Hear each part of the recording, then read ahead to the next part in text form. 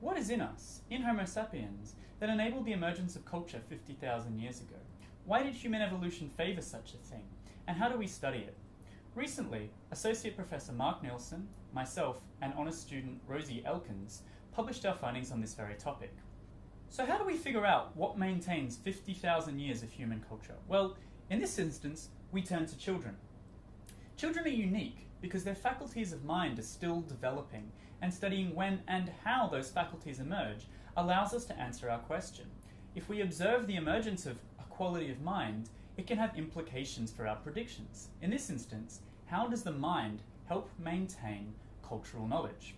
A good way to think about this problem is to imagine yourself a stranger in a strange land, and you see people around you doing silly, unnecessary, or redundant things.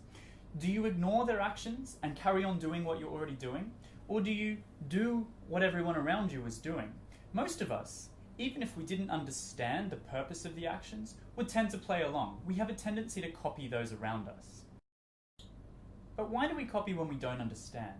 We believe this question is central to the evolution of human culture. We think that when we see others around us performing actions we don't understand, we search for a reason to explain those actions, especially if their actions don't appear to achieve an instrumental outcome. We interpret redundant actions as normal, as socially important. We understand such things as expected. As the saying goes, when in Rome, do as the Romans do. The phenomenon of copying redundancy is known as overimitation. It's the tendency to see a process as more important than an outcome. And this is very important for humans because we do all kinds of things that aren't directly relevant to achieving an outcome. In our first study, we brought kids into a lab just like this, and we hid a toy inside a puzzle box. We then showed the children how to open the box and encouraged them to do so under 3 conditions. First, in the presence of the demonstrator who showed them the process. Second, in the presence of a research assistant who didn't know how the box was opened. And third, in the presence of both of these people. And this is the process we showed the kids. We took a tool and we placed it on the box and moved it from side to side 3 times. Then we used the tool, making the job more difficult than it needs to be, to open the box, to retrieve the toy.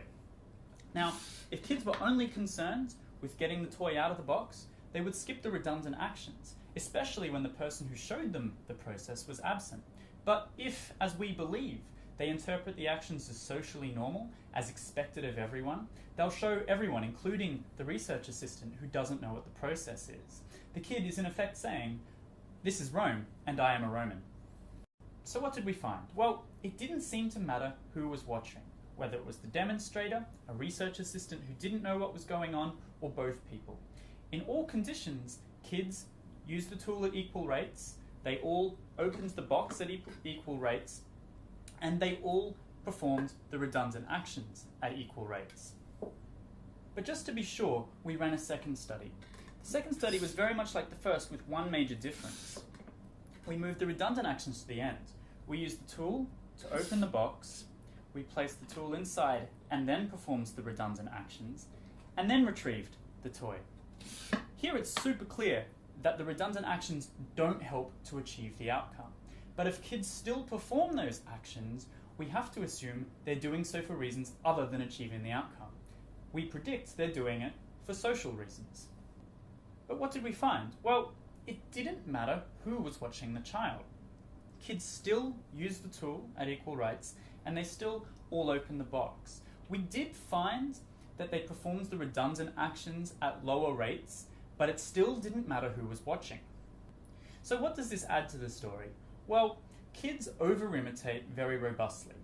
They do so in the presence of the person who showed them, and also in the presence of someone who doesn't know how to open the box. They perform actions that clearly have no value in opening the box itself. And so they must be interpreting these actions as having social value. But why? Why does it have social value? Well, redundant acts aren't accidental. When we do something that appears redundant, we do so for a reason. And even if we don't know what that reason is, we can know that a reason does exist. And it would be wise for us to copy those actions anyway. As our hominin ancestors became modern humans, we began with very little cultural technology. As we developed the capacity to build a fire, create stone tools, or generate coloured pigment, those individuals who could recreate that technology exactly were more successful individuals and social group members. As our technologies became increasingly complex, like building canoes, or stone arches, or even Apollo rockets, it became impossible for any one individual to understand all aspects of the technology. And so there may have been pressure for us to copy without understanding all aspects. And since different groups solve the same problem in different ways, it's reasonable to suggest that how you build a fire, or how you build a canoe, or even how you dress for work become an important marker for which groups you belong to and which values you hold, which benefits the individual.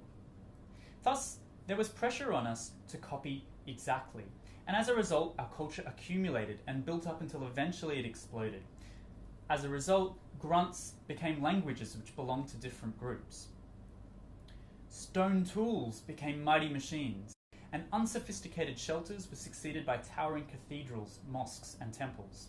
It's deeply human to copy, indeed, it's universal.